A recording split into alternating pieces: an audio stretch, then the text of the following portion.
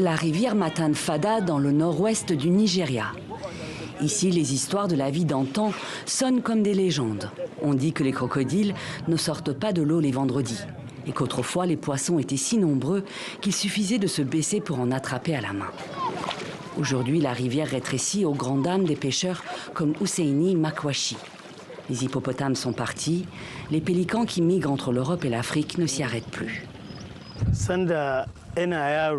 Quand j'étais enfant, il y avait des oiseaux sauvages et des animaux sauvages qui venaient aussi boire de l'eau ici, ainsi que d'autres espèces de poissons qui ont aujourd'hui presque disparu. Dans la rivière Matan-Fada et le fleuve Sokoto, le temps de l'abondance est révolu. Les pêcheurs continuent de pêcher, mais le nombre des poissons diminue. Safia Magagi a passé toute sa vie ici, à Argungu, petite ville riveraine. Elle se souvient des oiseaux migrateurs et des poissons qui tombaient même des arbres. Des oiseaux comme les canards sauvages venaient nicher et se reproduire dans ces arbres.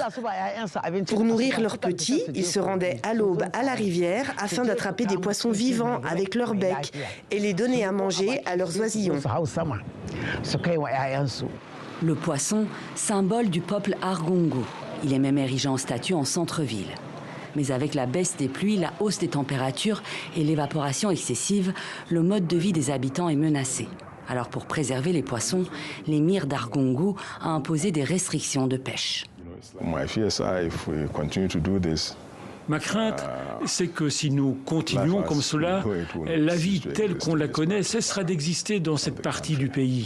Ou alors, les gens seront contraints de migrer parce qu'il n'y aura plus assez de ressources pour subvenir à leurs besoins. Les lacs ont disparu. La plupart des lacs ont disparu. Ils ne sont plus ce qu'ils étaient. Après chaque saison des pluies, l'eau s'accumule dans les lacs. Mais si vous allez au lac 2 mois après le retrait des eaux, eh bien vous verrez que toute l'eau a été pompée et les gens ont planté du riz. Pour les agriculteurs proches de la rivière, l'irrigation est encore facile et les récoltes satisfaisantes. Mais dès qu'on s'éloigne des rives, la situation se détériore.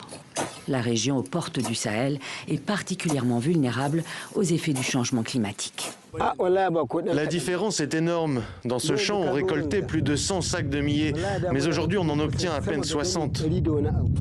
La désertification a avalé des milliers de terres arables. Les récoltes ne sont plus ce qu'elles étaient. Pour l'instant, on pêche encore à Argungu. Les poissons, bien que moins nombreux, sont toujours là. Mais pour combien de temps ? Selon le GIEC, avec une hausse de 2 degrés des températures, plus d'1 tiers des espèces de poissons d'eau douce risquent l'extinction d'ici 2100.